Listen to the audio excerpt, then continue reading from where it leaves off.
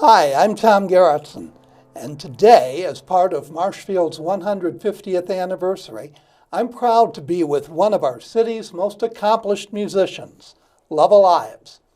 In 2022, his lifetime devotion to music was recognized when the Association of Wisconsin Symphony Orchestras gave him its annual Service to Music Award. He's been a performer, composer, school music teacher, and so much more. Born in Marshfield in 1928, it did not take long for Lovell Ives to find a passion that guided him his entire life, teaching and inspiring thousands of musicians, especially with jazz music, while entertaining countless people who've heard his music here in central Wisconsin, the U.S., and nations around the world. Lovell, thank you for sharing time with us and sharing your story. Well, it's been my pleasure. Let's talk about your earliest memories of Marshfield. Can you recall what this place was like when you were growing up here? Oh, yes, I can. I don't recognize it now.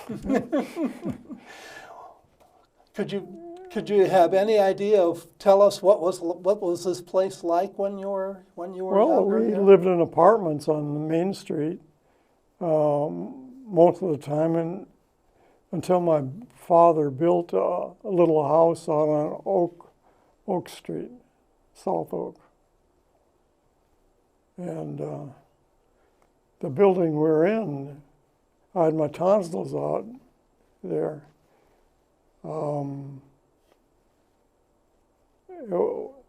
I went to school across the street. That was 1 through 6. Mm-hmm. And this is the former City Hall Plaza at 7th and Central. Oh, really? Mm-hmm. I didn't know that.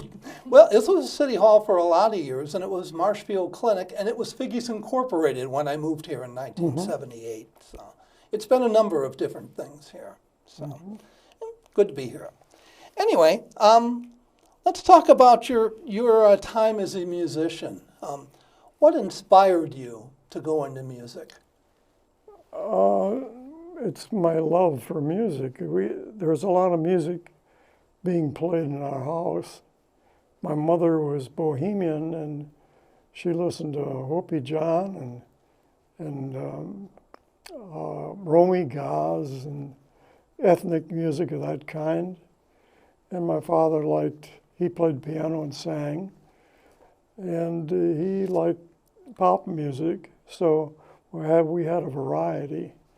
My older brother played trumpet, and so I grew up with a lot of music around the house. As a matter of fact, later on, Walter, when we had a band together, it was before that, he had a little book about arranging for music.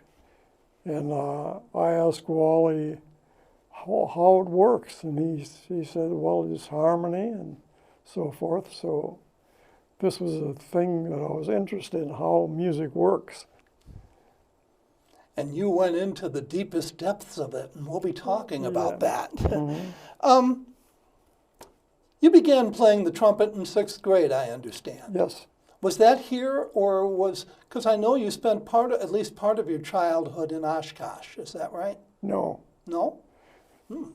They often make, there is a Lovell Ives that lives in Oshkosh, and we're about the same age. And going to grad school, they mix our files up. We're together. Okay. So I never lived in Oshkosh. So you grew up here then? Yes. Mm-hmm. Okay. And did you graduate from Marshfield High? Yes, after some negotiations. Well, I hope it wasn't anything bad. No, I left high school at Easter to go join a band, and my mother went to the principal or superintendent, and they worked it out. So I did graduate from Marshfield. Okay. And from there you went to UW-Stevens Point, which was the Wisconsin State Teachers College back then. Yes. One of the things when I did some preparation for this interview, that I didn't know that you were that school's first graduate with a music major. Yes. How did that come about?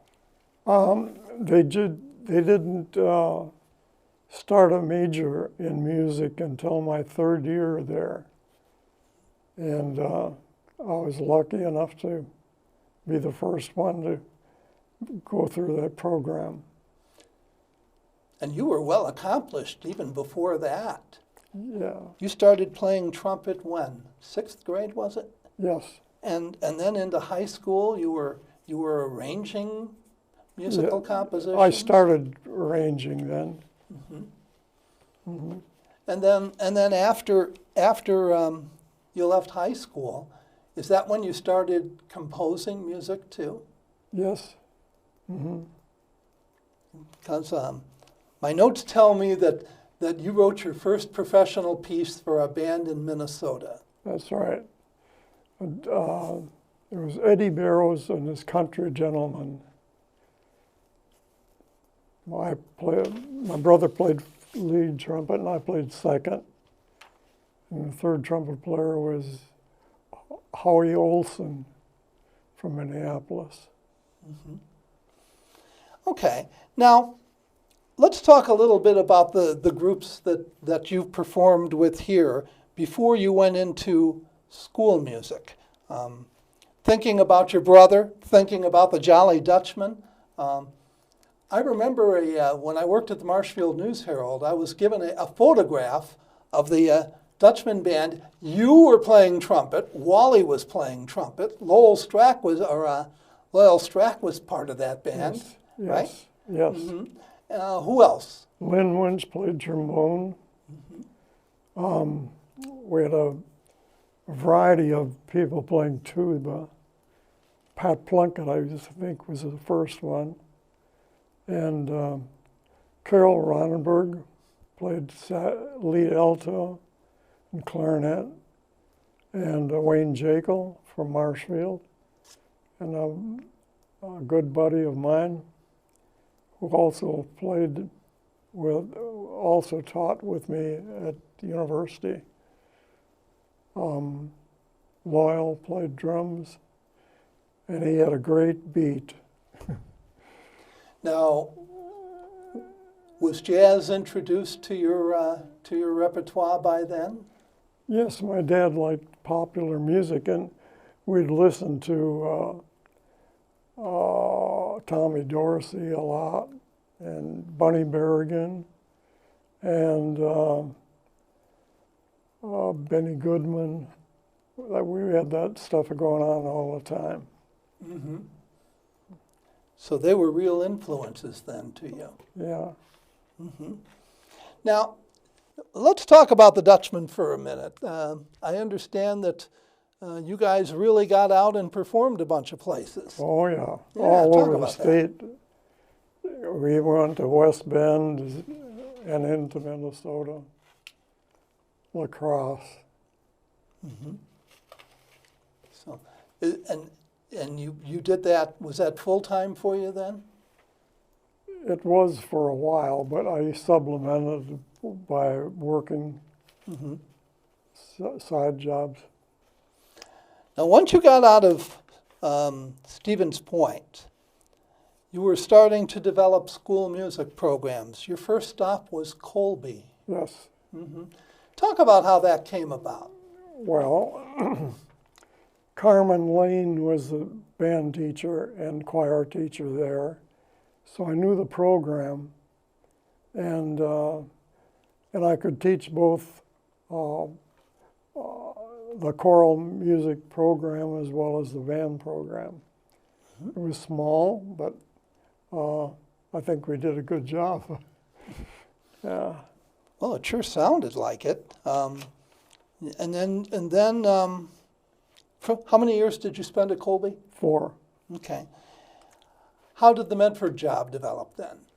Um, I was happy to interview there, and I was interviewing with Bob Bauer and his wife, and they selected him and his wife in the program, and I got a call the next week that he had turned down that job, and Mr. Dodsworth asked me if I was still interested, and I said, "You bet," because we were a very good place to raise kids, as well as develop a program, full-time band.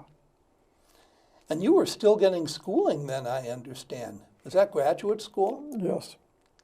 I went to Indiana U for 3 summers. Went to Vanderbilt College of Music for 4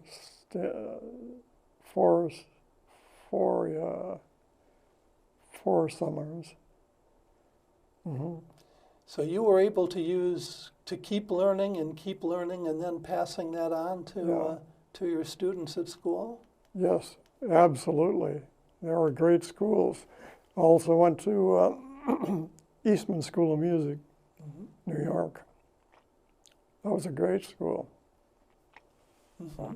Well, it must be, because in 1968, your final year at Medford, my understanding is that you had a program that was judged best in the nation. How did that happen? I really don't know.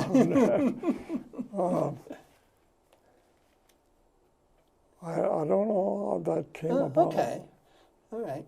I was listening to one of your old interviews, and it wasn't mentioned as a question either, but the interviewer at the end said, "Is there anything else you wanted to say?" And you were talking about the school music programs, and you just threw in that, "Oh yeah, Medford, we were judged best in the nation," and okay. I thought you might be able to shed a little more light on that, but you've accomplished an awful lot. Well, we got a Green Bay Packer halftime. Mm-hmm. Okay. How did going to UW Green Bay develop? How did that happen? Because you spent a good part of your career there. Well, Vance Lombardi set aside a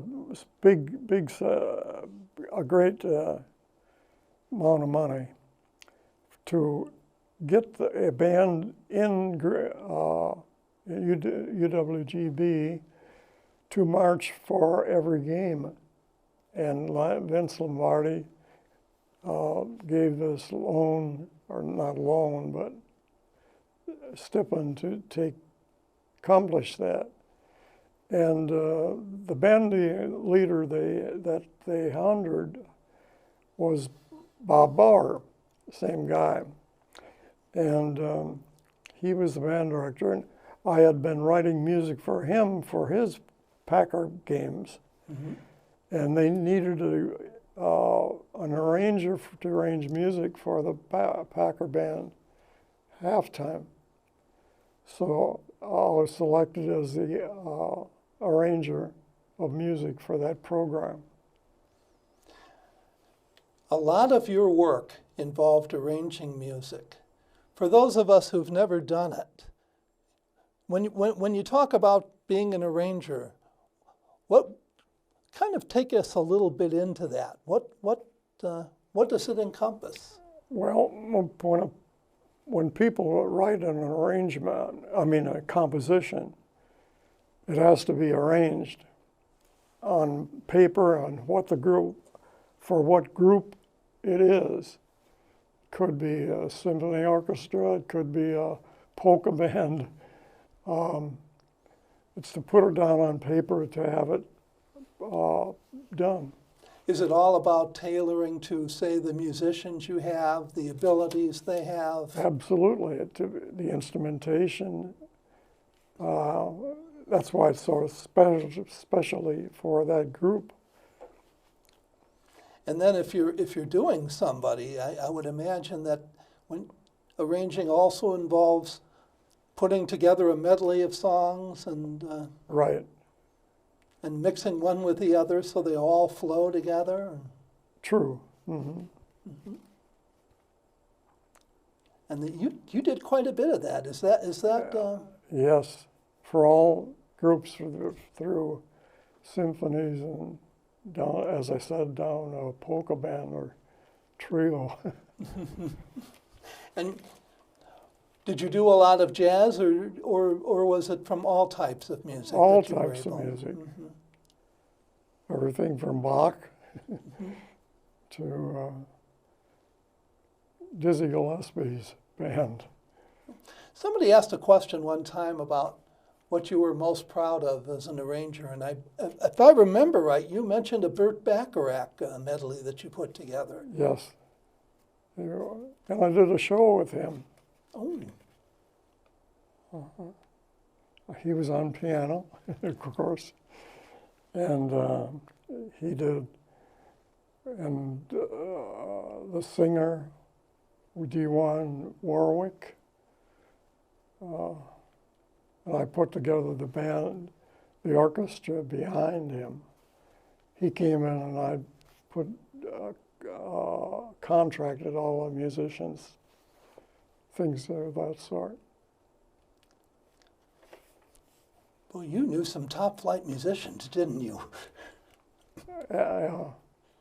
Any other names you could drop while we're talking about names here? Well, let's see. Bob Hope.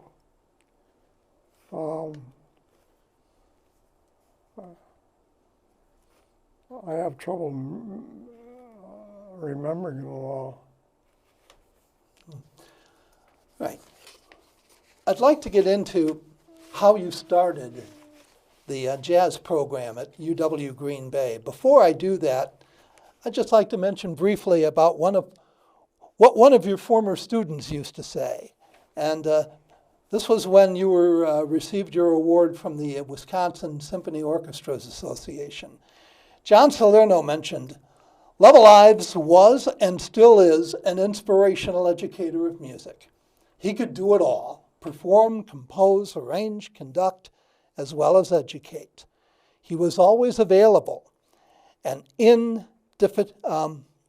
indefatigable in his efforts to teach his students about music, especially jazz music. And he did mention that you were founder of the jazz program at UWGB, and for quite some time, only Eau Claire and Green Bay offered any jazz education in Wisconsin. That is true. So you did something that really kind of moved the bar forward in Wisconsin music programs. Yeah, and a lot of students came a long way to come into our program. And I look back on all of those musicians that were so wonderful. They'd soak it up. And of course, you mentioned the jazz program. And what are some of the basic things that you put in that weren't there before as you started putting that together back in '69?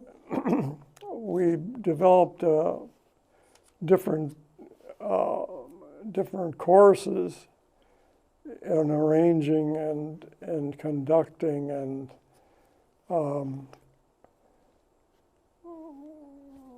that had quite a bit of the depth in that area. Music history, jazz history, and things of that sort. I also want to bring up Jazz Fest at Green Bay. And you started that, I understand, back in 1969. That was the Jazz Fest. Right. Yeah. Mm-hmm. And you had a bunch of professional contacts either help you or you mentioned some, or you met some there. Oh, we went all kinds of top-notch musicians would come into the program and would be our guest artist. So our students had a chance to play along with world-class musicians such as James Moody who stayed at our house several times. He called me before his death. Talk about James Moody, because I know you've talked about him before and had such high praise. I did a jazz fest down at in Milwaukee, and he happened to be there. Their jazz featured, and after the show, the program was over for the students. He kind of fell by and says, "Well, you're gonna go. Where are you gonna go to eat or something?" And I said, "And what do you like?" And he said, "Italian food." So we went to a Italian place and got to be friends. And I asked him to come to our program and be a guest artist. And if you don't know, he's one of the greatest jazz saxophone players and flute players there is. And he would always call me every once in a while. He'd play the flute and just a touch bass. So we had him as a guest artist 3 times. I can't help but think that contacts like that would just be so inspiring to the students that you had over in Green Bay. Is that you find satisfaction in that? Of what? My mind is someplace What's else. the contacts you've made, your professional contacts? Oh, yeah. How did they benefit your students? Oh, and immensely to have somebody other than me told him what he was doing, extended their knowledge. And they were all great teachers. And I understand that you kept learning yourself, too. You went off to Switzerland in 1973 with Bob Bauer. Mm-hmm. And I understand you learned quite a lot there. Tell us about that. Well, we had there were some of the greatest musicians from Wisconsin and more. There was a French horn player from Tokyo and great musicians from all over the country. And so we had an assortment of another good, solid jazz ensemble. So we played the Montreux Jazz Fest. We played for the Fritzerland open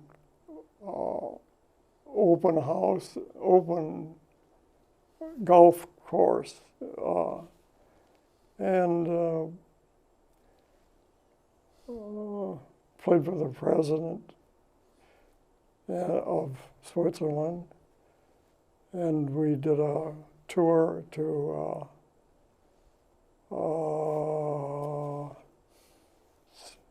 Mir.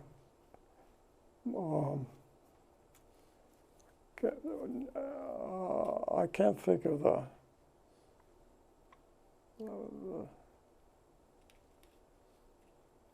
was near the Balkan Sea, Black Sea. Anyway, we went to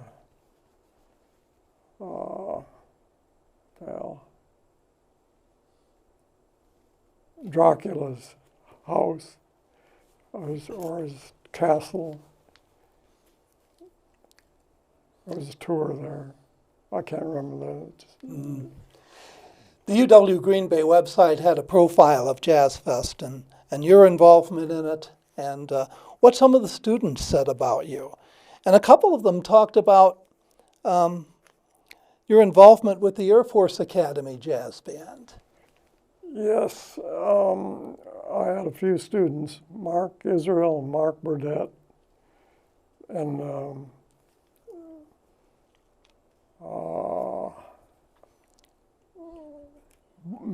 Mark I can't think of the pianist's name. Anyway, they went to the Air Force Academy. My understanding also is that you have left your mark as a writer at UW Green Bay, especially for the athletic department. Did you write the Phoenix Fight song? Yes. Mm-hmm. Well, they didn't have one, so it was a new university, so I'll write one. So the band had something to play. And the fight song and the alma mater. Yes, yes. Mm-hmm.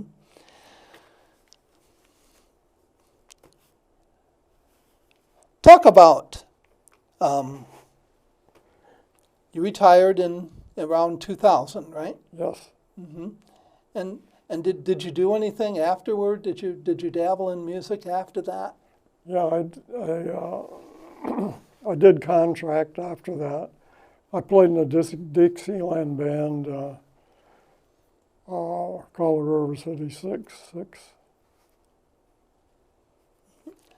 Let's talk a little bit about your involvement with the Packers, because a lot of people from Marshfield go see Packer games, mm-hmm. and they've done it for a long time.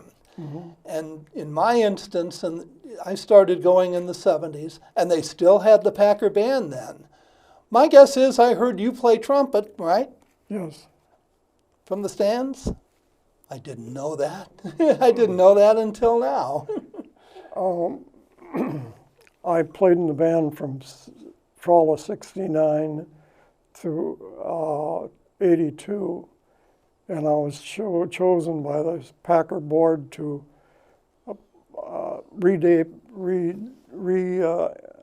restructure the band. They wanted something more up to date, because the Packer band, as it were, was a military band, mm-hmm.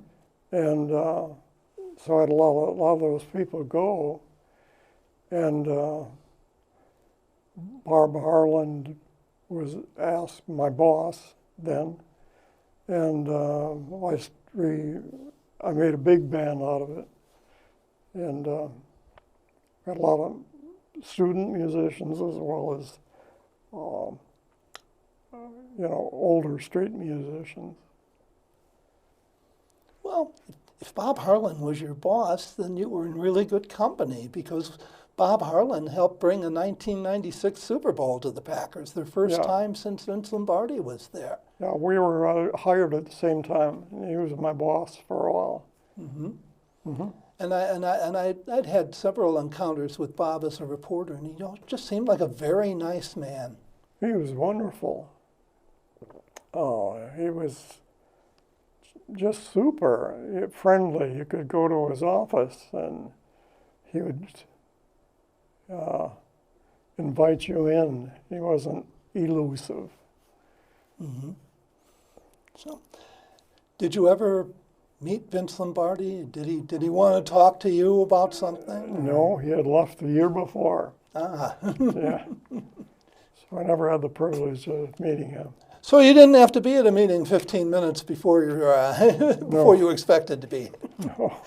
That Vince Lombardi advanced time, if you weren't there 15 minutes before a meeting, and I'm sure you heard a lot about that. That was my motto. It's when we had rehearsals, it's on Lombardi time.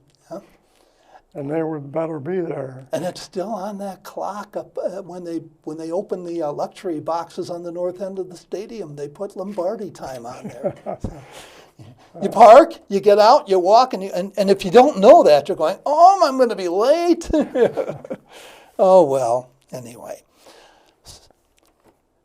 So, how often do you get back to Marshfield? Say that again, please. You get back to Marshfield? Yeah, to go to the hospital. Well, you're not the only one. Mel Laird used to come here for his appointments. Yeah. And, he'd leave Washington or California or wherever he's from. He comes back here to get his health care. Mm-hmm. Yeah, his house was a kitty corner from Connor Lumber Company. Mm-hmm. It was replaced by the Pinebrenner Shoe Company, which my dad brought here. when he was mayor, 1935. Where do you live now? You still in Wisconsin, right? Yes, 3 miles out of River Lake. Oh, okay. Okay. Hopefully you have a very peaceful retirement life It's there. wonderful. It's just like heaven. That's what it can be here. That's why I'm still here in retirement. So, Right. yeah. Okay. Is there anything else that you'd like to add, either to embellish what I may have brought up or something that you expected me to ask and didn't? The students of Colby and Medford, they were super children.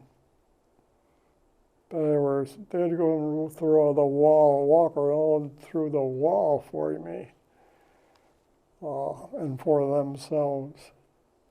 I'm very proud of that. My years at Medford, the students I have, and the students I had at Green Bay also.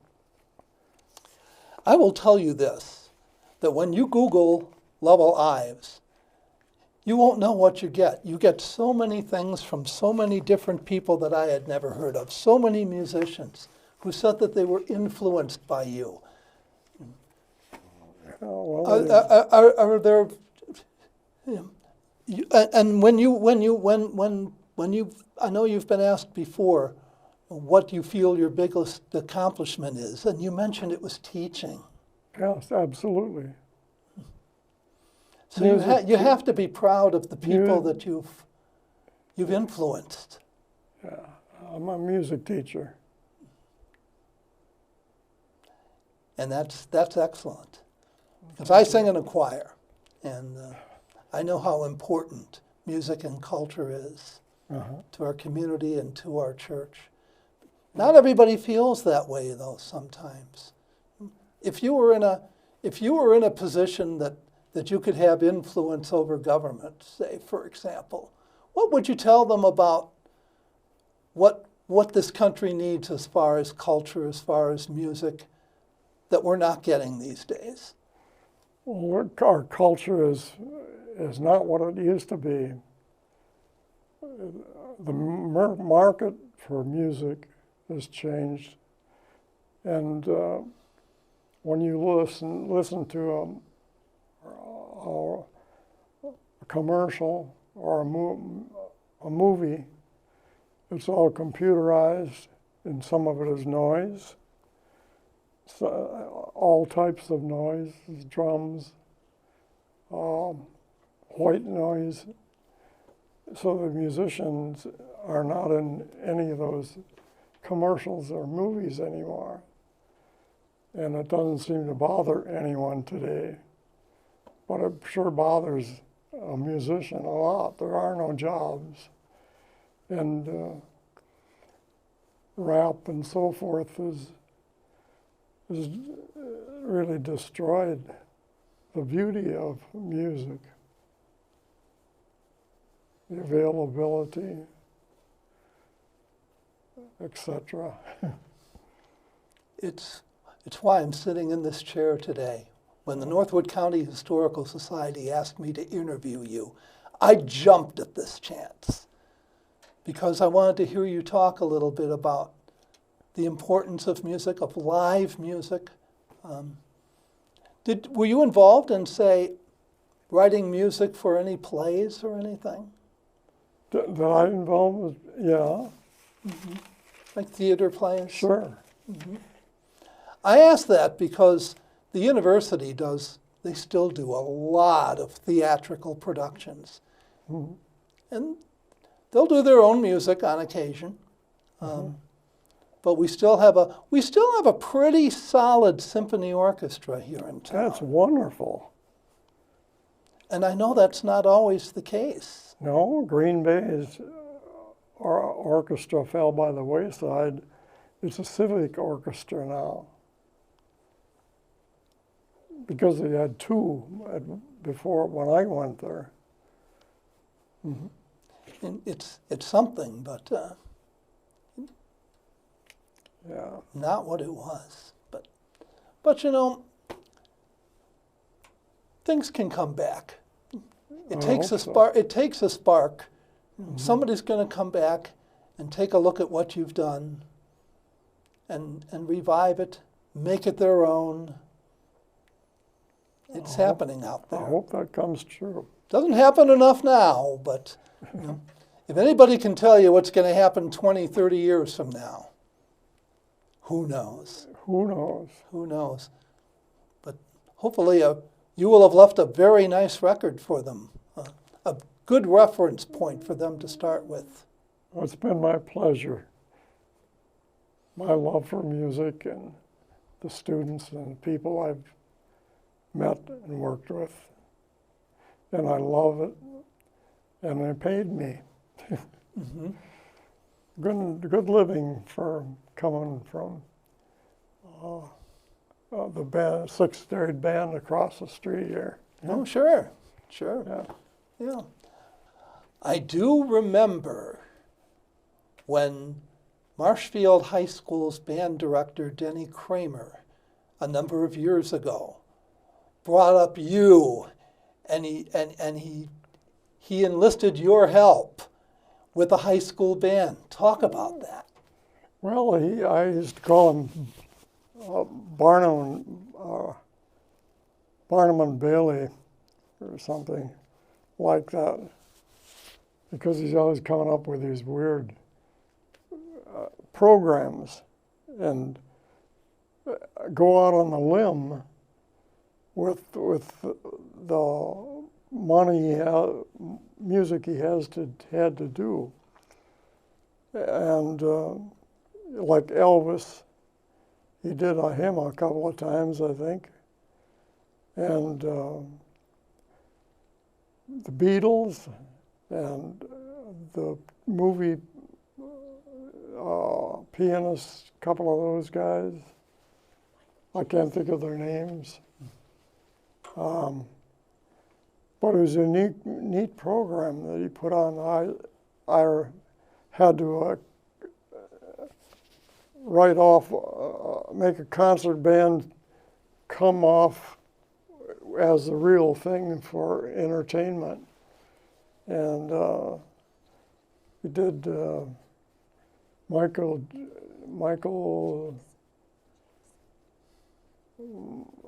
the dancer, singer. I can't think of their name. We did a lot of programs like that, and I had to write the music for the band. And it was quite an undertaking. And it was kind of to him really tough to go out on a limb to do those kind of programs.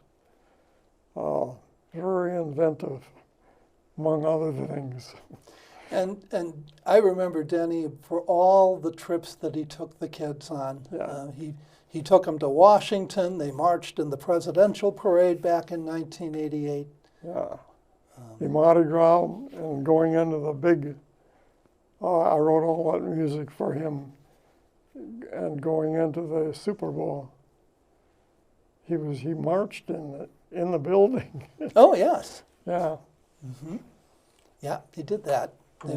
Because if I remember right, they went down to Mardi Gras that year. Yes. And the Packers had just played in the Super Bowl in the Superdome. Yeah. And so they got to go in there.